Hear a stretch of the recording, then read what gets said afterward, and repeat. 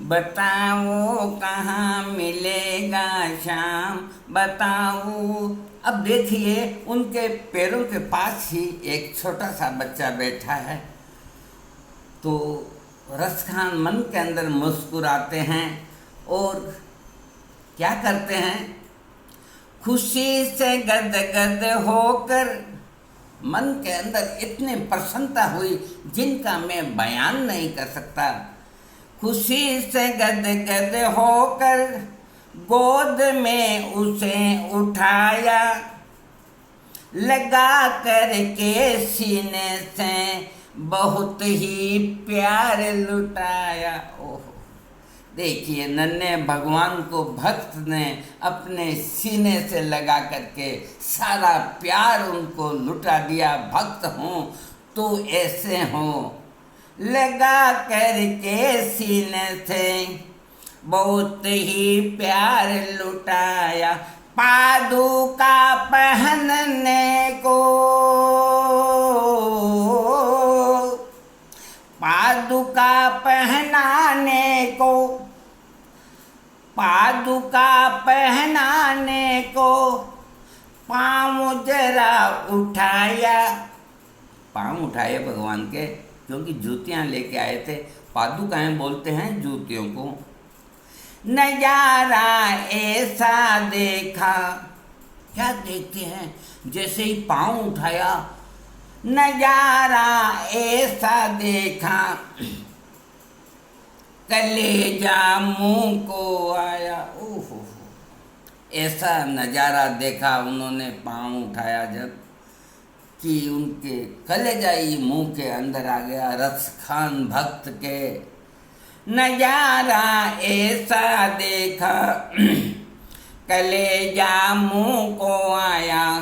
कांटे चुभ इसने परेशान, कांटे चुभ चुभ के घायल, कांटे चुभ चुभ के घायल हुए नन्हे श्याम। बताओ कहाँ मिलेगा श्याम, बताओ कहाँ मिलेगा श्याम, बताओ कहाँ मिलेगा श्याम, बताओ कहाँ मिलेगा श्याम। तो देखा उन्होंने जूतियाँ पहनाने के पहले भगवान के जब चरण देखे तो वहाँ कांटे छुप छुप के और बड़े बड़े छाले हो गए और खून उनमें से निकल रहा। तो भगवान कृष्ण क्या कहते हैं, खबर देते तो खुद ही आहा तुम्हारे पास भी आता, न पग में छाले पड़ते, न चुभता कोई कांटा। अगर तुम खबर कर देते मैं खुद ही आ जाता, न कोई कांटा चुभता न कोई छाला होता। छवि झांसी तू मेरी, छवि झांसी तू मेरी, बसा के दिल में लाया, उसी ही रूप में तुमसे यहाँ भी मिलने आया। कि तुमने मेरी छवि को अपने दिल के अंदर जैसी बनाई और बसा कर के आया, मैं उसी रूप के अंदर तेरे पास आया। भाई मैं कैसे जूती पहन के आता, छाले पड़ गए तो पड़ गए, जूतियाँ तो तू पहनाएगा मेरे को। तू जो सोच के आया तो मैं भी तुम्हारी बात को सोच के आया हो। भक्त और भगवान का वार्तालाप देखिए, संसार के अंदर कुछ भी नहीं है। हाँ आगे देखिए, गोकुल से मैं पैदल आया, भगवान भी कहते हैं तो भाई तू दुख पाया जो पाया। गोकुल से मैं पैदल आया, गोकुल से मैं पैदल आया, तेरे लिए ब्रज धाम, मतलब तेरे लिए गोकुल से मैं पैदल आया हूँ ब्रज धाम। गोकुल से मैं पैदल आया, तेरे लिए ब्रज धाम। भाव के भूखे हैं भगवान, भाव के भूखे हैं भगवान, भाव के भूखे हैं भगवान, भाव के भूखे हैं भगवान। फिर आगे क्या कहते हैं, भगवान की बात सुन के कवि रसकान क्या कहते हैं, श्याम की बातें सुन के कभी वो हुआ दीवाना। क्या कने क्या कने क्या कने क्या कने क्या कने, श्याम की बातें सुन के कभी वो हुआ दीवाना। इसमें कवि शब्द भी है और कवि शब्द भी है, आपकी इच्छा हो जो आप उसको समझें। श्याम की बातें सुन के कभी वो हुआ दीवाना, कहा मुझको भी दे दो अपने चरणों में ठिकाना। हे भगवान, अपने चरणों में ठिकाना मुझको भी दे दो। अरदास करते हैं रसकान कवि भगवान श्री कृष्ण से। तू मालिक है दुनिया का,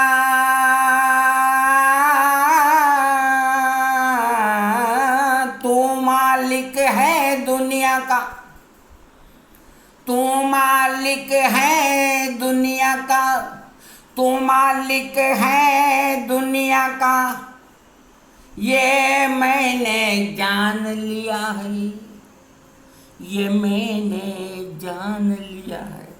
कि मैंने जान लिया है तू पूरी इस संसार का मालिक है, तू मालिक है दुनिया का, ये मैंने जान लिया है। लिखूंगा पात्र तेरे ही आज से ठान लिया है।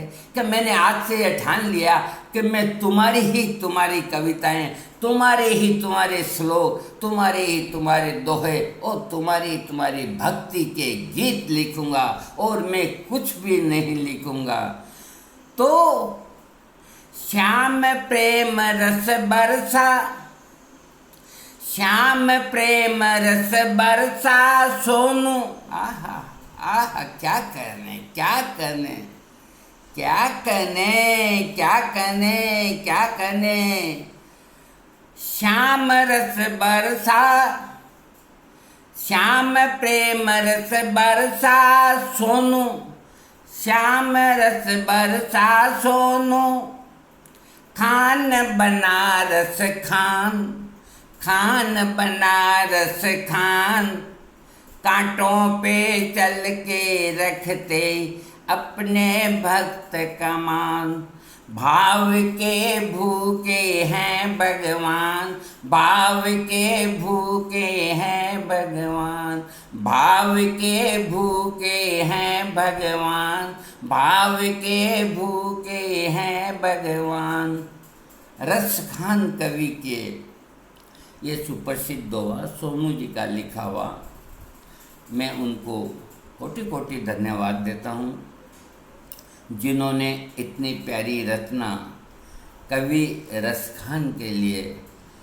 और रसखान के अभी बहुत कविताएं हैं और बहुत ये साहित्य है, मैं आपको फिर सुनाऊंगा। देखिए, इस लॉकडाउन के अंदर मैं आपको एक बात बताता हूँ।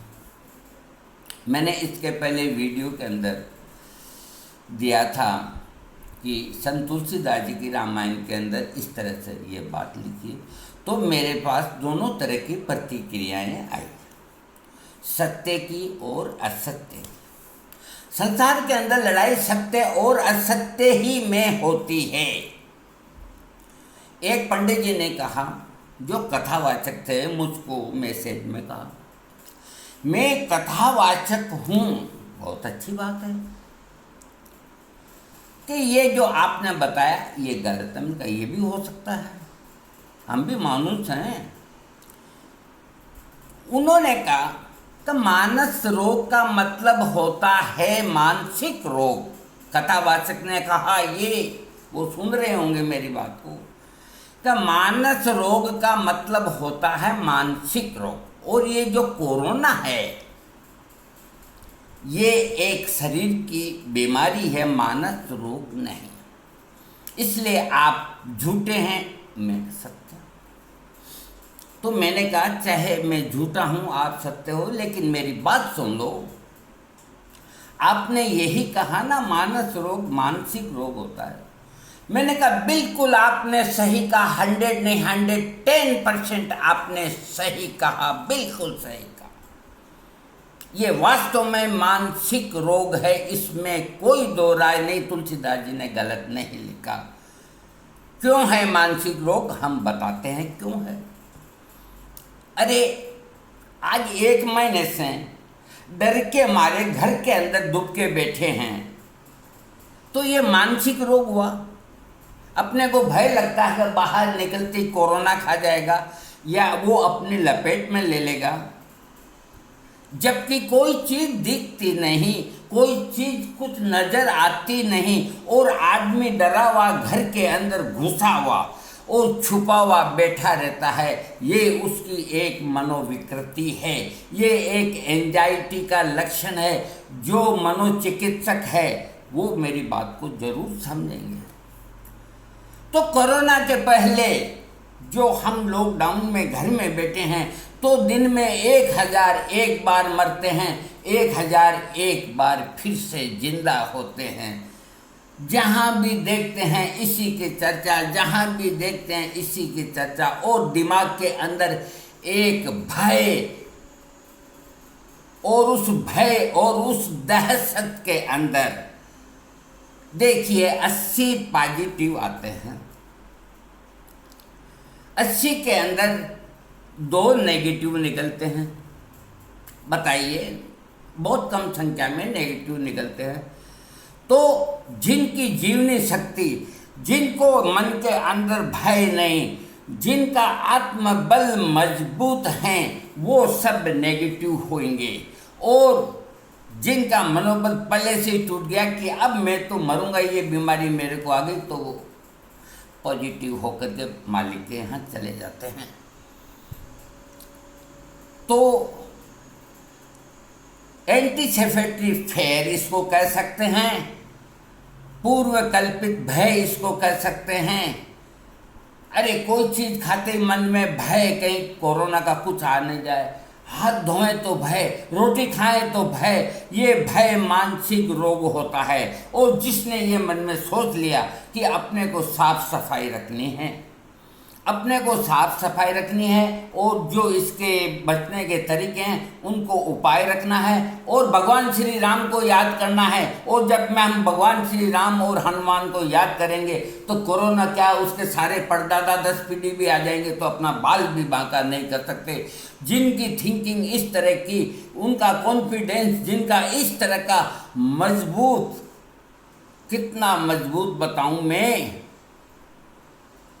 बहुत मजबूत है, उनको पास में कोई बीमारी नहीं आएगी। उनको तो सिर्फ एक ही दफ़ा आएगी, वो आएगी उनके मालिक का बुलावा, उस दिन जाना पड़ेगा सबको। तो मन के अंदर आप लॉकडाउन का पालन कीजिए, घर के अंदर रहिए, लेकिन आप अपने कॉन्फिडेंस को, आप अपनी विल पावर को, आप अपने आत्मबल को गिरने मत दीजिए, गिरने मत दीजिए। देखिए एक छींक आते ही आदमी आज भाग के हॉस्पिटल पहुंच जाता है, एक छींक के अंदर। इसके पहले क्यों नहीं जाते थे?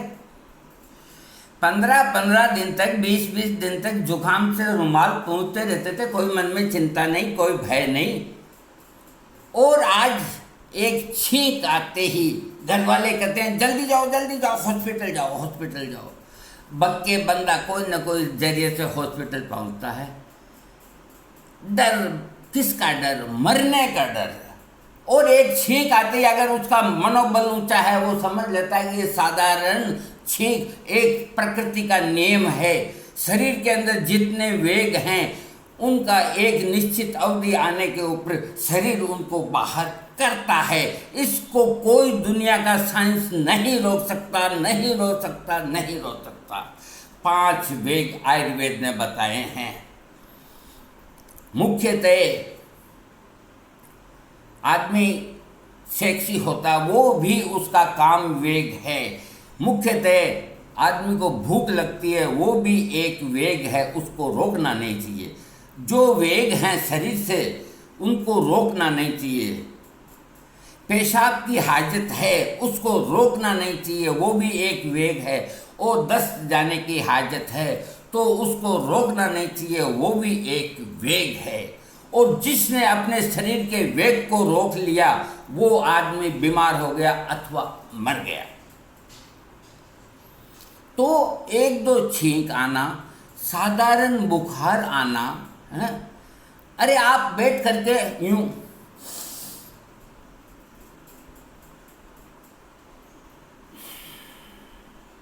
हो गया, आपका टेस्ट स्क्रीनिंग हो गई आपकी, आपको कोई कोरोना नहीं। और जहां भी आपने छींक आने के बाद हल्का सा जुकाम आया तो आप इतना साक भी सांस नहीं ले पाएंगे, इतना साक भी सांस नहीं, आपको जकड़न हो जाएगी, आपको गले में तकलीफ हो जाएगी। तो दोस्तों, बचने के लिए मैं आपसे अनुग्रह एक करता हूं कि जहां तक हो आप एसी के अंदर कम रहें। ये नहीं कि एसी से कोई कीटाणु आता है, ऐसा कभी मत सोचना। ये जो जीवाणु है, ये जो वायरस है, इसकी सामान्य जो मौसम है अपने घर के अंदर, जहाँ न कूलर न एसी न कोई पंखा, नॉर्मल जो टेम्परेचर है उसके अंदर इसकी जिंदा रहने की अवधि मात्र 4 घंटा और 5 घंटा होती है। और जहाँ एसी के अंदर आप सो रहे हैं और वहाँ ये वायरस आ गया कोई दीवार पे या कोई खूंटी पे या कहीं भी, तो उसकी जिंदा रहने की अवधि 4 या 5 घंटे की जगह 2 घंटा ज़्यादा होती है, यानी कि 8 घंटा होती है। तो देखिए 4-5 घंटा और 8 घंटे में बहुत अंतर होता है। तो आप एसी का प्रयोग करें। इस गर्मी के अंदर आदमी नहीं रह सकता, अगर जब खाए बिना नहीं रह सकता तो पिए बिना नहीं रह सकता, तो आदमी तकलीफ क्यों पाएगा। हवा पंखा भी होना चाहिए, कूलर भी होना चाहिए, जिसको जो सुविधा हो वो होनी चाहिए। लेकिन इनके अंदर भी थोड़ा आप संशोधन कीजिए। अपने एसी को कम से कम उस पर चलाएं आप, जो आपको सिर्फ इतना ही एहसास रहे कि आपको आराम की नींद आ जाए, आपको कोई मन में तकलीफ न हो। उसको फुल करके, यानी कि मेरा मतलब है, मैं जहाँ तक समझता हूँ कि 24, 25, 26 पे न चला करके, अभी जो मौसम चल रहा है मौसम, आप एसी को 28, 29 पे चलाएं।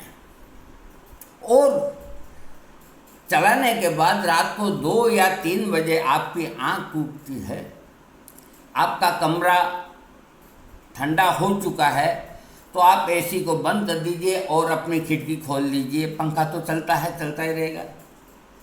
इस तरह से घंटा 2 घंटा दोपहर की नींद के अंदर आप इसको प्रयोग कीजिए। ये नहीं कि भाई दिन भर ही एसी चल रहा है। कई लोगों की ऐसी आदत होती है कि कोई फर्क नहीं पड़ता, रुपए पैसे से 20-22 पे चलाते हैं और कंबल ओढ़ के सो जाते हैं। तो आपको कंबल ओढ़ के सोने की क्या जरूरत है। एक पतली चादर ओढ़ें, वो भी इसलिए कि मच्छर खाते हैं। और 28 पे आप एसी चलाएं, 29 पे चलाएं, 30 पे न चलाएं। 30 के ऊपर एसी चलाना न चलाना बराबर है। सबसे बढ़िया अभी जो स्पीड है एसी की वो 28 है, दिन की भी और रात की भी। आगे जो गर्मी बढ़ती है तो हो सकता है अपने को 24, 23, 22 और 47-48 डिग्री में तो 20-18 पे अपने को एसी चलाना पड़ेगा। उस वक्त देखेंगे, अरे पहले से फिक्र मत करो। और कुछ त्रिकटु की चाय पियो, सौंठ, काली मिर्च और पीपर, इनकी चाय बना के 3 पियो। एक केतली, इतनी बड़ी केतली लाओ आप, कुछ दिनों के लिए। एल्यूमिनियम की मिलती है तो एल्यूमिनियम की ले लो, कोई बात नहीं। तांबे की मिलती है, तांबे की ले लो। आप कुछ मत करो। तांबे का रामजारा आता है, उसको रामजारा बोलते हैं, जिसके आगे एक नलची लगी रहती है। मैं आपको बताता हूँ, वो सब जगह उपलब्ध है। आप पैसे भी खर्च मत करो। ब्याह शादियों के अंदर रामजारा से पानी रखते हैं, जो भोजन करते हैं वो किराए पे ले आओ आप 2 महीने के लिए, यूं ही पड़े हैं। अभी कोई शादी समारोह तो होता नहीं, तो राम जा रहा तांबे का। आप पानी को खूब बॉइल करके उसको छान के और रामधारे के अंदर भरें, या रामधारे के अंदर ही पानी भर के उसको खूब बॉइल करें, खूब बॉइल करके और उसको ऊपर एक प्लेट रख दें। अब वो रामधारे की जो टोंटी है, तो एक टोवाल ऐसे डाल के उस टोंटी से उसके अंदर से जो भाप निकलेगी उसको दिन में 3 बार आपको 3-3 मिनट भाप लेना है। और भाप लेने के बाद वो जो राम जा रहा है उसको अपने शयन कक्ष में रखें और दिन के अंदर उस पानी को आप पिए। अगर आपने ऐसा कर लिया तो मैं लिख के दे देता हूँ कि आपके पास कोई कोरोना नहीं आएगा, कोई आपके पास बीमारी नहीं आएगी। लेकिन इस गर्मी के अंदर आपको गुनगुना पानी पीना पड़ेगा। मैं ये नहीं कहता कि चाय जैसा पानी पियो, गुनगुना पानी होना चाहिए। एक तो वो पहले खूब गर्म हो गया, फिर वो गुनगुना ही रहेगा। और उस रामजारे को एसी से दूर रखें, नहीं तो एसी उसको ठंडा कर देता है, उसको दूर रखें, बाहर जाके पी लें। अगर आप दिन में 3 तरह इस तरह उसकी भाप लेंगे और गुनगुना गर्म पानी का प्रयोग करेंगे, गर्म चाय का प्रयोग करेंगे, गर्म दूध का प्रयोग करेंगे, गर्म रोटी का प्रयोग करेंगे, हर गर्म चीज़ का मतलब ये नहीं कि वो कोई बहुत ही गर्म चीज़, ऐसा नहीं। अभी फ्रिज में रखा हुआ दही, आपको दही खाना है, दही को फ्रिज में रखना होता है, हाँ वो फ्रिज में रखना होता है। तो अभी आप दही को कन्वर्ट करके और उसकी कड्डी बनाइए, वो कड्डी गर्म हो जाती है और गुणकारी हो जाती है। तो जब तक ये प्रकोप चल रहा है तो आप दही को न खाएं और उसकी जगह कड्डी बना करके रोटी डाल के खाएं, दही का रायता बना के खाएं, क्योंकि ये गर्म हो जाते हैं। और मान लो आपको दही खाना है तो 3 घंटा पहले फ्रिज से बाहर निकाल दें और एक इतनी सी कटोरी, बस ये दही आप ले सकते हैं। आप शिकंजी पी सकते हैं नींबू की, लेकिन वो चिल्ड पानी नहीं होना चाहिए। इसके अलावा और कोई शीतल पेय, कोई तरह की ठंडाई, कोई तरह की फ्रिज की कुल्फी, अरे कोई 10-20 दिन नहीं लेंगे तो कौन से अपन क्या बिगड़ जाएगा, कुछ भी नहीं। आप जैसी हैबिट डालेंगे आप वैसे ही बनेंगे। अपनी वाइटल फोर्स को बढ़ाई रखो, राम का नाम लो, समय मिलता है तो, न मिलता तो अपने आप को मस्त बनाओ, आपके पास कोई रोग नहीं आएगा। और लॉकडाउन का पालन करो और उसके साथ ही मेरा वीडियो